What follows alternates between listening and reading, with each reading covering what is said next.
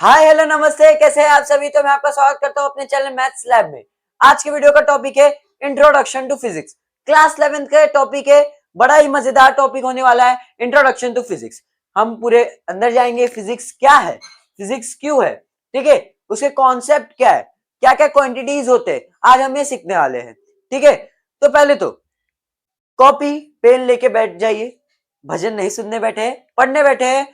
हाथ में कलम होना चाहिए और टॉपिक मेमोराइज करते रहेगा, कनेक्शन बनाते रहिएगा। ठीक है, तो चालू करते हैं इंट्रोडक्शन टू फिजिक्स। तो जैसे कि पहला हमारे लेसन का नाम है इंट्रोडक्शन टू फिजिक्स। पहला चीज मैं आपको क्या बताना चाहूंगा, what are what are physical quantity, what are physical quantities. ठीक है, अच्छा, physics is all about feeling. आप कितना फील कर पा रहे हो उस चीज को। आपको एक क्वेश्चन दिया हुआ है, आप उसको कितना ज्यादा फील कर पा रहे हैं, ये होता है फिजिक्स। ठीक है,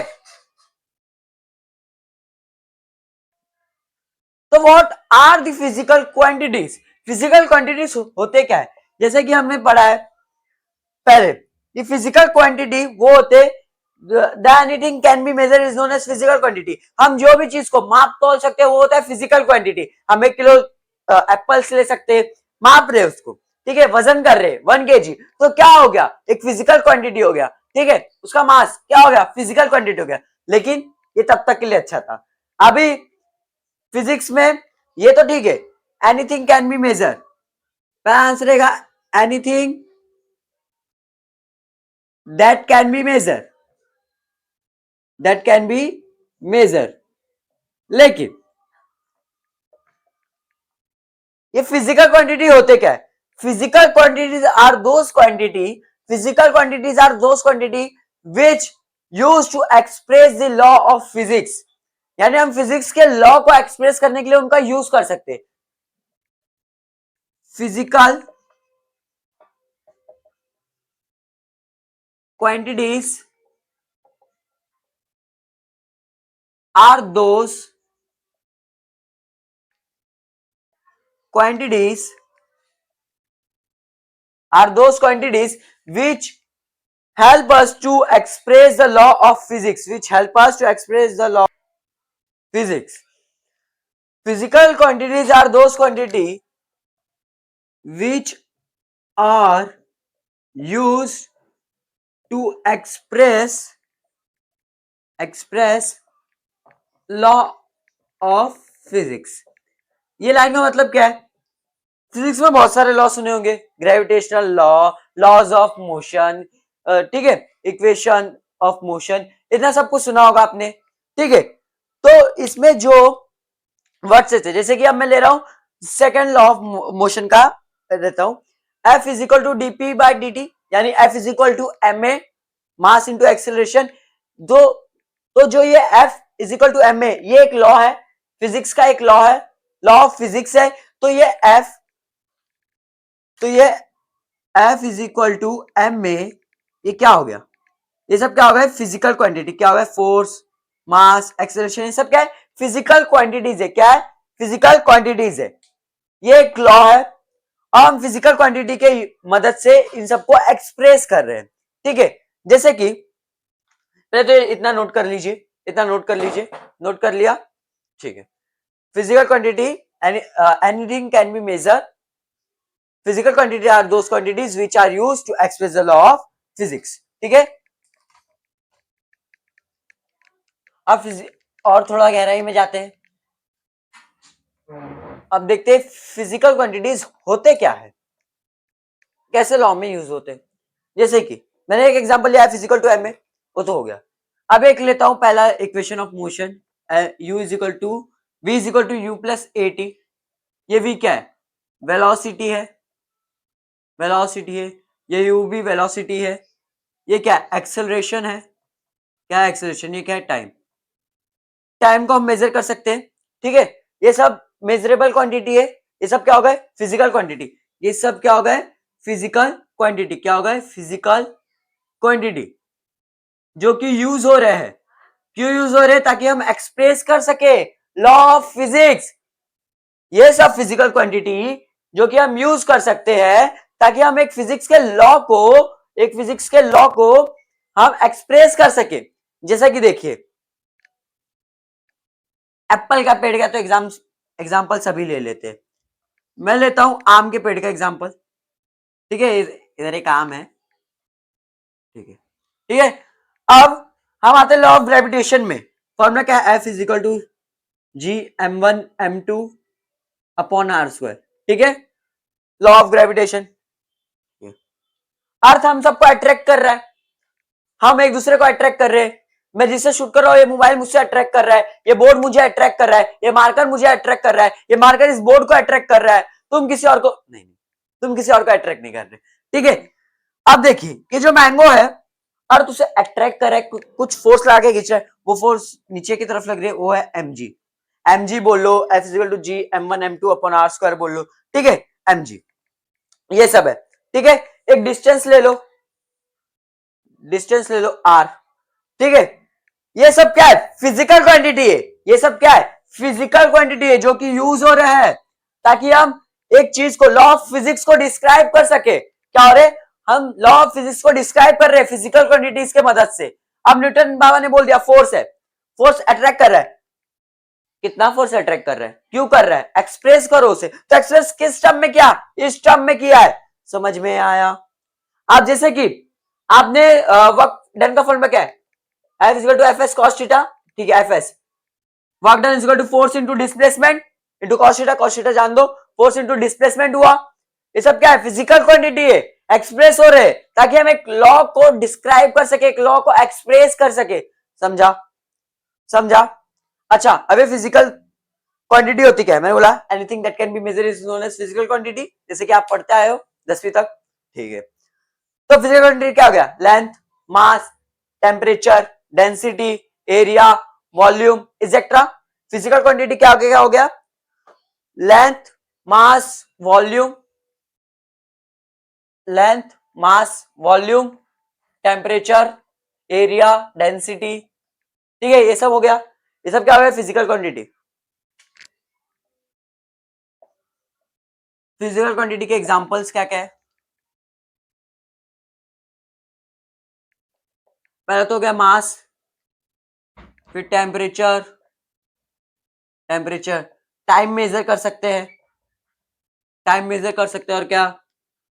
एरिया हो गया, वॉल्यूम हो गया, और एक्सेट्रा, और बहुत सारी चीज। ठीक है, length, mass, density, temperature, area, volume etcetera. ठीक है, और भी लिख लीजिएगा। ये सब क्या हो गया? फिजिकल। हम मास को हम मेजर कर सकते हैं। आप गए एप्पल लेने, 1 किलो एप्पल लिया, मास हो गया। टेम्परेचर कितना डिग्री सेल्सियस है, कितने केल्विन में है।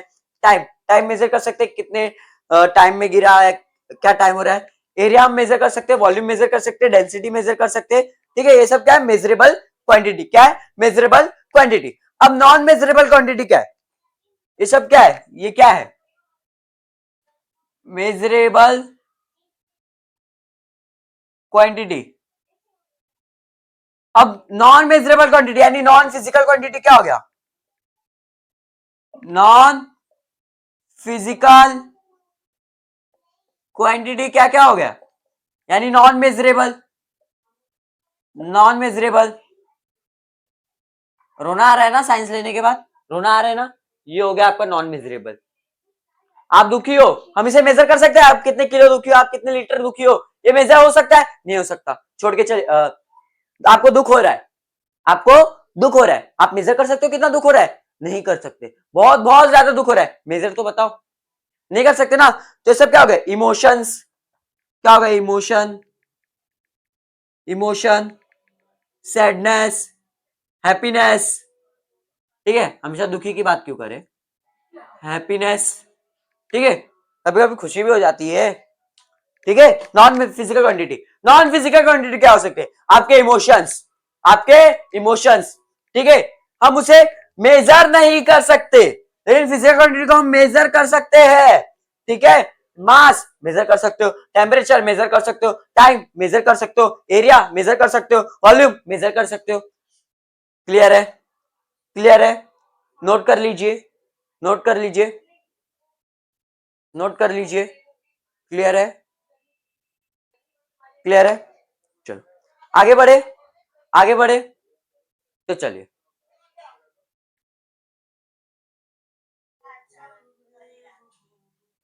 तो physical quantity that can be the those quantities which are used to express the law of physics. उसके बाद it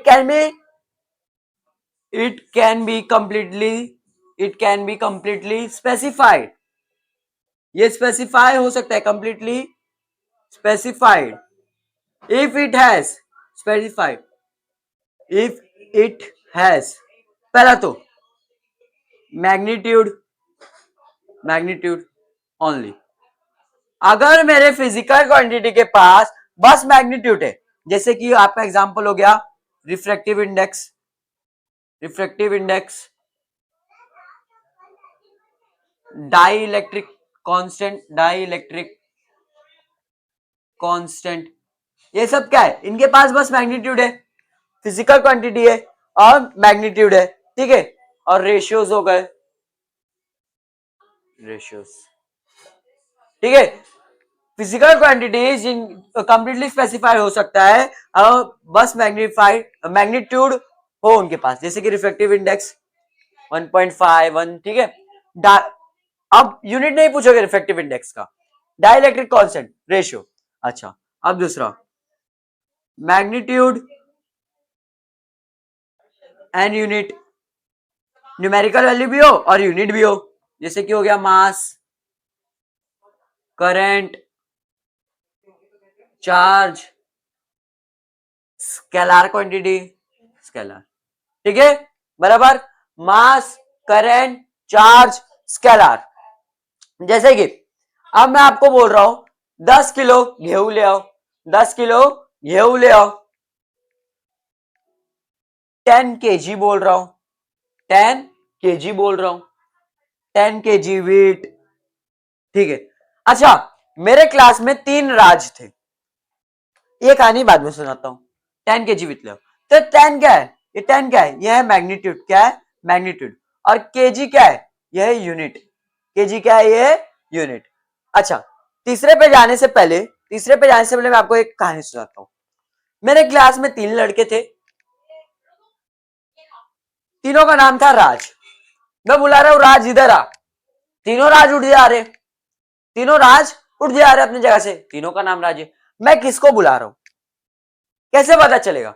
उसी प्रकार, उसी प्रकार अगर इसमें तो बस मैग्नीट्यूड, मैं रिफ्रैक्टिव इंडेक्स 1.5 बोल दूं, 3.33 बोल दूं, तो आप यूनिट नहीं पूछोगे, आप यूनिट नहीं पूछोगे, आपको नहीं पता है कोई बात नहीं, आगे आने वाले लेक्चर्स में हम जानेंगे रिफ्रैक्टिव इंडेक्स क्या होते हैं, डाई इलेक्ट्रिक कांस्टेंट क्या होते हैं, लेकिन यह जानते हैं मैग्नीट्यूड एंड यूनिट। अगर मैं बोलूं मास मेरा 10 है, 10 क्या है, केजी है या ग्राम है, केजी है या ग्राम है। मेरे क्लास में 3 राज थे, इधर 10 ना राज का काम कर रहा है, मैग्नीट्यूड का काम कर रहा है, राज क्या काम कर रहा है, मैग्नीट्यूड का काम कर रहा है। तो उनका कुछ सरनेम होगा, शर्मा, गुप्ता, यादव कर करके कुछ सरनेम होगा, ठीक है। तो उनको हमें ना सरनेम के साथ बुलाना पड़ेगा, वो लोग इतने फेमस इंसान नहीं है, ये क्या है, बहुत ही फेमस इंसान है, इसका नाम से ही चलता है, इसके नाम से ही इसका रौला चलता है, ठीक है। मैग्नीट्यूड शाहरुख, मैं बोल दूंगा तो आप समझ जाओगे, श्री शाहरुख खान, ठीक है। मेरे को उनका पूरा नाम नहीं, शाहरुख बोलूंगा तो भी समझ जाओगे, सलमान बोलूंगा फिर भी समझ जाओगे, क्योंकि वो सब फेमस पर्सनैलिटीज है, ठीक है। मैग्नीट्यूड बहुत ही फेमस लोगों का नाम होता है, जिनको सरनेम की जरूरत नहीं पड़ती, लेकिन ये मैग्नीट्यूड और यूनिट, इनको नाम के साथ साथ सरनेम की भी जरूरत पड़ती है, ठीक है। जैसे मैं, आप, हम लोग को पूरा नाम लेना पड़ेगा, ठीक है, सरनेम के साथ। अब ये हो गया, क्लियर है। मास, ये न्यूमेरिकल वैल्यू भी बोलते हैं, इसे मैग्नीट्यूड भी बोलते हैं, ये हो गया हमारा यूनिट, ठीक है। ये हो गया न्यूमेरिकल वैल्यू या मैग्नीट्यूड, मैग्नीट्यूड यानी कोई नंबर जो यूनिट के आगे छपा हुआ हो, ठीक है। इधर तो यूनिट भी नहीं है, ठीक है, वेट। अब तीसरा क्या हो गया अपने पास, मैग्नीट्यूड भी है, यूनिट भी है, लेकिन डायरेक्शन भी है। Magnitude, magnitude, unit and direction, जैसे कि अपना torque, torque, displacement, displacement, force, ठीक है, टॉर्क, डिस्प्लेसमेंट, फोर्स, इन सबको क्या रिक्वायरमेंट है, डायरेक्शन की भी रिक्वायरमेंट है, वेक्टर हो गया अपना, ठीक है। अच्छा, इसको एक्सप्लेन करने के लिए मेरे को मिटाना पड़ेगा, तो एक बार कंप्लीटली हम ले लेते हैं। फिजिकल क्वांटिटी क्या होती है, वो क्वांटिटी को हम कंप्लीटली स्पेसिफाई कर सकते हैं और उसके पास बस मैग्नीट्यूड हो, जैसे कि refractive index, dielectric constant, magnitude और यूनिट, मास, करंट, चार्ज और अपना स्केलर, ठीक है। हमें इसका सरनेम के साथ साथ नाम के साथ साथ सरनेम भी लेना होगा। ये हो गया न्यूमेरिकल वैल्यू मैग्नीट्यूड, ये हो गया यूनिट, ठीक है। अब मैग्नीट्यूड, यूनिट एंड डायरेक्शन अभी एक्सप्लेन करते हैं, ठीक है। थोड़ा सा रफ करना पड़ेगा। अब मैं आपको बोल रहा हूं फोर्स का एग्जांपल लेते, किसका एग्जांपल लेते, फोर्स का। अच्छा, आपको ये तो पता होगा ना, मास और वेट सेम नहीं होते। आप अपना वजन करते हैं तो आप अपना वेट नहीं निकाल रहे, आप अपना मास निकाल रहे। क्या निकाल रहे, मास। आपको अपना वेट जानना है धरती पे, वेट अर्थ पे आपका अलग होगा, मून पे अलग होगा, अलग अलग प्लेनेट पे अलग अलग होगा, क्योंकि हर एक का ग्रेविटेशन वो तो चेंज होता रहेगा ना, फोर्स। अगर आपको अपना वेट निकालना है अर्थ पे, तो आपको अपने मास को, जो आपने वेइंग मशीन पे निकाला अपने मास को, मल्टीप्लाई करना होगा 9.8, या तो अप्रोक्स 10 ले लीजिए, उतना अप्रोक्स आपका वेट होगा, ठीक है। वेट और मास अलग अलग होते हैं। अच्छा चलिए, ये मेरे पास एक ब्लॉक है, एम का एक ब्लॉक है, एम मास का, ठीक है। ये हो आप, ठीक है, ये आप इस पे ना फोर्स अप्लाई कर रहे हो, फोर्स अप्लाई कर रहे हो, तो फोर्स किधर अप्लाई कर रहे हो आप, इधर मैंने डायरेक्शन डाला तो आपको पता चलेगा इधर अप्लाई करो, फोर्स इस डायरेक्शन में अप्लाई हो रही है। फोर्स को where you apply it, where you apply it, ये बताना पड़ेगा आपको। आप कौन से डायरेक्शन में अप्लाई कर रहे हो, आप कौन से डायरेक्शन में अप्लाई कर रहे हो उसको, वो आपको बताना पड़ेगा। फोर्स का, अब मैं बोल रहा हूं 50 न्यूटन का फोर्स टुवर्ड्स दी नॉर्थ लगा, या टुवर्ड्स ईस्ट डायरेक्शन, ठीक है। ऐसा ही अभी डायरेक्शन में मत जाएगा, मैं ऐसे ही एग्जांपल ले रहा हूं, ठीक है। यूनिट भी है, सॉरी मैग्नीट्यूड भी है, यूनिट भी है और डायरेक्शन भी है, ठीक है, ठीक है। समझ में आया, यहां तक क्लियर है, यहां तक क्लियर है, बड़ी आराम आराम से चलेंगे, कुछ घाई नहीं है, कुछ भी घाई नहीं है, ठीक है। अच्छा, अब फिजिकल क्वांटिटी को हम दो में बाइफर्केट करेंगे, अपना लास्ट टॉपिक रहेगा, अपना लास्ट टॉपिक रहेगा क्लासिफिकेशन ऑफ फिजिकल क्वांटिटी, ठीक है।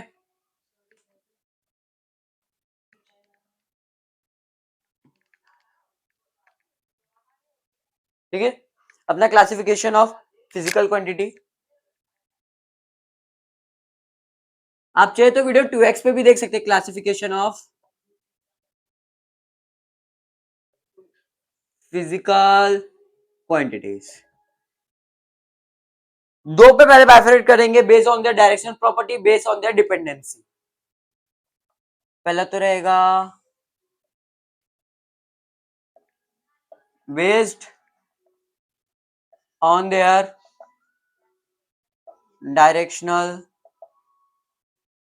Property, based on their dependency.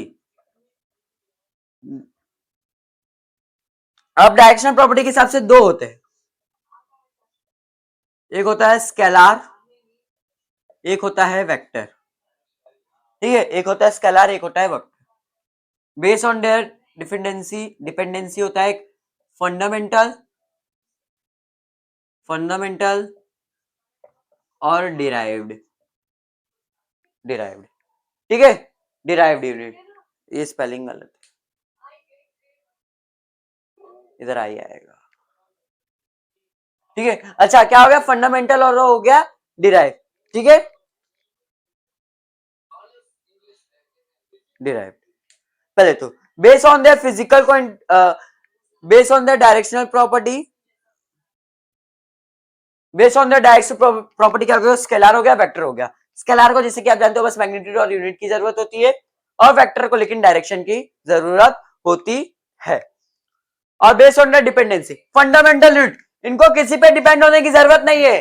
Fundamental unit को किसी पे भी डिपेंड होने की जरूरत नहीं है, आत्मनिर्भर है, आत्मनिर्भर है। लेकिन डिराइव, ये फंडामेंटल यूनिट से ही डिराइव हो के आता है, डिराइव का इसके लिए नाम ही डिराइव है, ठीक है। अच्छा, स्केलार में क्या हो गया, स्केलार में एग्जांपल आपका मास, आपका मास, ठीक है, क्या किसी और चीज पे डिपेंड है? उसके पास मैग्नीट्यूड है, उसके पास यूनिट है, डायरेक्शन है, उसके पास डायरेक्शन है, इसको डायरेक्शन की जरूरत नहीं पड़ती, वेक्टर को डायरेक्शन की जरूरत पड़ती है। फोर्स कितना न्यूटन का, कौन से डायरेक्शन में लगा रहा हूं, ठीक है, समझ गए रहेंगे। अब ये dependency, fundamental unit, fundamental unit, इन पे 7 तरह के फंडामेंटल यूनिट है। मास, मास हो गया, लेंथ हो गया, टाइम हो गया, ल्यूमिनस, इंटेंसिटी, ठीक है, कैंडेला, ये सब हो गया। डिराइव, डिराइव कर करके निकलते, जैसे कि फोर्स हो गया, एम ए करके डिराइव हो रहा है, ठीक है। अच्छा, आप मास निकाल सकते हैं अगर आपको फोर्स और एक्सेलरेशन पता है, जी हाँ, F is equal to m में अगर एक्सेलरेशन दिया है, फोर्स दिया है, तो हम मास निकाल सकते हैं, ठीक है। अच्छा, अब ये अपना हो गया स्पीड।